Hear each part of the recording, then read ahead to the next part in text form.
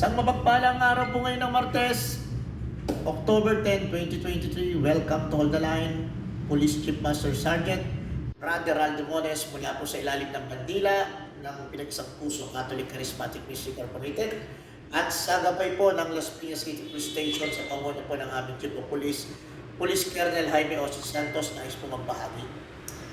Dito pa rin po tayo sa Sapot City Police Station.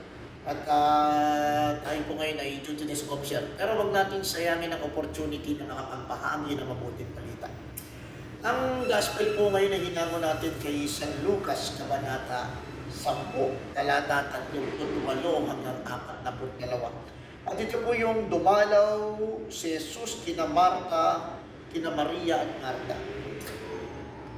Ngunit sinagot siya ng Panginoon, Marta, Marta, naliligalig ka at abalang-abala sa maraming bagay. Ngunit isa lamang ang talagang kailangan. Pinili ni Maria ang lalong mabuti at ito'y hindi aalisin sa kanya. Sa gospel, kapatid, may dalawang bida.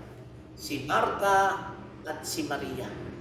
At take note po natin dito ang word po na pinakamaganda tingnan natin yung tinatawag natin lalo o mas.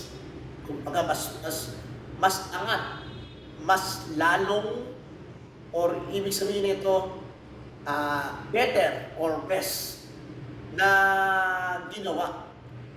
Yung ginawa po ni Marta sa gospel, siya'y abalang-abala sa pag-aasikaso sa ating Panginoon.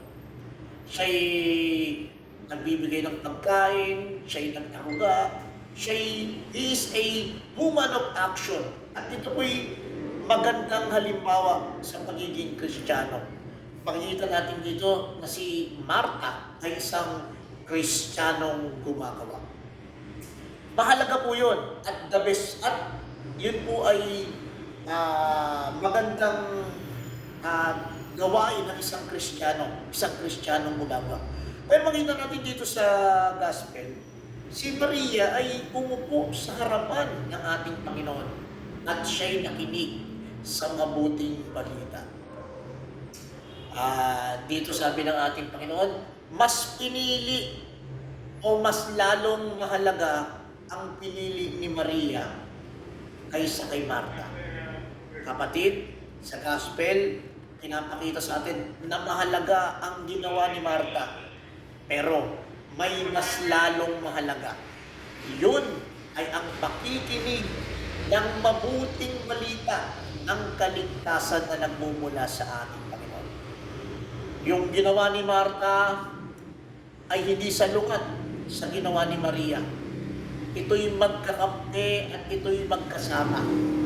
Nawa, sa araw na to, ipanalangin natin, Lord, magtulungan mo kami na maging katulad ni Marta, na isang Kristiyanong gumagawa. At Lord, nawa, tulungan mo rin kami na mas lalong maging katulad ni Maria, na Kristiyanong nakikinig, na after makinig, ipahayag ang biyaya, ang pagpapala, at itestimonya kung paano siyang pinagaling, pinagpala, pinatawad, at ginamit ng ating Panginoon. Kapatid, sa araw na to, maging Marta tayo, isang Kristiyanong gumagawa, at maging Maria tayo, na isang Kristiyanong nakikinig, na after makinig, ikwento, ipahayag ang biyaya, ang papala, kaligtasan, na nagmumula sa Panginoon. Let us pray. And Father, Son of the Holy Spirit, Amen.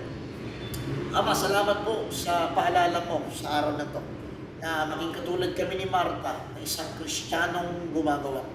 Na patuloy na tumutulong, nag-aasikaso, patuloy na nagpaparanas ng pag-ibig, patuloy na nagbibigay ng care. Pero Lord, tulungan mo rin po kami na maging katulad ni Maria, na isang Kristiyanong nakikinig. Dahil alam namin, Lord, sa pakikinig, doon kadaloy ang himala, ang pagpapala, ang kagalingan, at higit sa lahat, kaligtasan na nagmumula sa iyo. Panginoon, sinusuko na po namin ang lahat na may pagpupunit at salamat sa matamis na pangalan ni Jesus. Aming Panginoon. Amen. Sa pangalan ng Ama, ng Anak at ng Espiritu. Amen. Muli-muli po mula dito sa Sapote City, Zapote Substation, sa Las Piñas City Police Station, na may 6 na barangay na nasasakupan.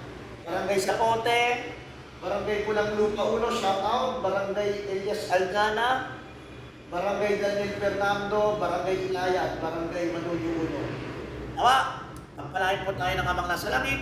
God bless po sa ating lahat. Bye-bye!